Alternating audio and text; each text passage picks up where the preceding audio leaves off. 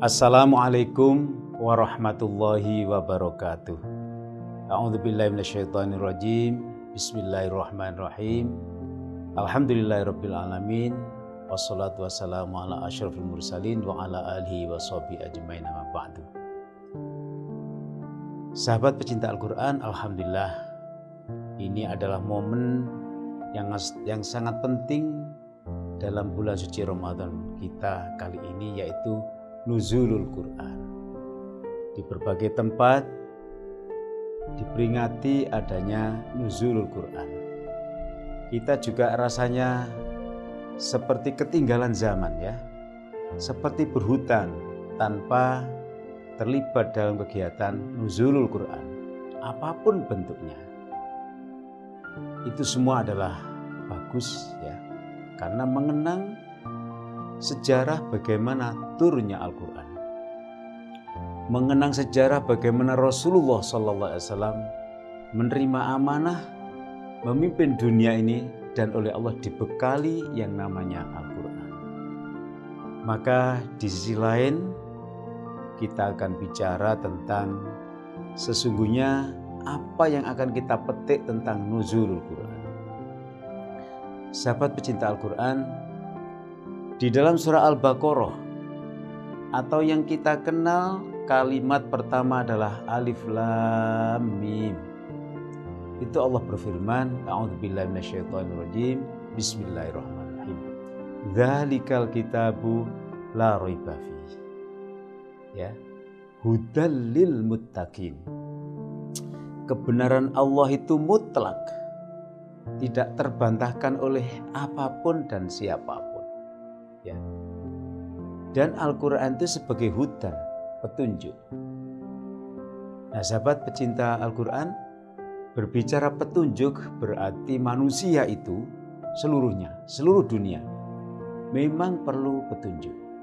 Rasulullah mengingatkan kepada kita, sekiranya kita ingin selamat di dunia dan di akhirat, sekiranya kita ingin bahagia dunia akhirat, maka tak lain yang harus kita jadikan panutan, pedoman hidup adalah Al-Quran dan hadis Rasulullah SAW. Jadi Al-Quran itu diturunkan oleh Allah bukan sebagai musuh kita, bukan sebagai penghalang kita, tapi justru Al-Quran mengajak kita berubah menjadi orang bahagia dunia, kubur, dan di akhirat. Maka kita kawan, sahabat-sahabat pecinta Quran, bahagia hidup bersama Al-Quran. Itulah yang kita tagline-kan dalam hidup kita, bahwa kita akan bahagia selama hidup kita di dunia sampai di akhirat, selama kita bersama-sama Al-Quran. Maka kembali Allah telah mengatakan dalam firman-Nya, Al-Quran itu hudan, petunjuk. Untuk siapa? Linas, untuk seluruh manusia. Bagi siapa? Yaitu orang yang ingin selamat baik di dunia maupun di akhirat. Oleh karena itu kalimat pertama yang dinuzulkan kepada Nabi kita Nabi Muhammad adalah Iqra bismi rabbikal ladzi khalaq. Intinya bacalah ya. Nah sekarang yang menjadi pertanyaan, apa yang harus kita baca? Yang kita baca karena di situ objeknya tidak dijelaskan oleh Allah. Dalam kemukjizatan Al-Quran, dia memiliki makna yang luar biasa, yaitu Allah meminta kepada kita, mengajak kepada kita untuk membaca seluruh yang ada di depan kita, seluruh yang pernah kita dengar. Jadi kita membaca, kita teliti, dan lain-lain. Salah satu yang kita baca contohnya adalah ayat-ayat kauniyah, yaitu alam semesta ini. Contohnya kenapa sih kok masih ada anak-anak yang duafa tidak bisa sekolah? Ini kita baca, oh ternyata dia tidak punya biaya untuk hidup di sekolahan. Maka lahirlah misalnya lembaga amil zakat atau lazis Nurul Falah. Dia lahir untuk menolong anak-anak itu. Coba bayangkan sahabat sekalian, kalau kita tidak membaca tentang kondisi sosial itu, maka nasib anak-anak duafa dan yatim itu selamanya akan begitu. Menjadi manusia yang terpinggirkan karena dia tidak bisa sekolah, tidak bisa mondok karena tidak ada biaya untuk itu. Maka kawan, ini contoh membaca, Iqra. Jadi tidak hanya membaca Al-Quran tekstual, tapi kita membaca alam semesta ini. Kita juga membaca bahwa negara kita ini masih menjadi kelompok negara besar yang tersangkut dengan narkoba. Coba, ini kan memalukan ya. Kita baca itu ayat Allah yang tadi ini. Lalu bagaimana kita usahanya? Usahanya adalah menanggulangi agar masa depan kita, bangsa ini, generasi kita ini tidak tersangkut apakah pengguna, apakah pengedar, ataukah bosnya narkoba. Mereka kita bentengi. Dengan apa?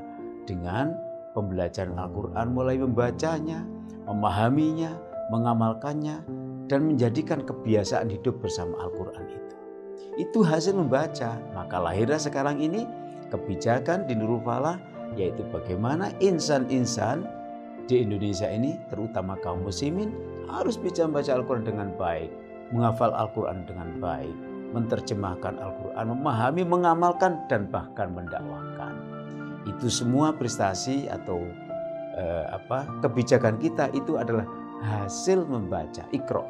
Tapi jangan lupa, sahabat pecinta Quran, tidak semua membaca ini baik kalau tidak didasari dengan asma Allah. Maka Iqra bismi rabbikal ladzi khalaq, bacalah alam ini tetapi dilandasi dengan menyebut asma Allah. Kelak kalau hasil membaca kita ini kepingin barokah dan manfaat, maka didahului dengan asma Allah, dilandasi dengan asma Allah.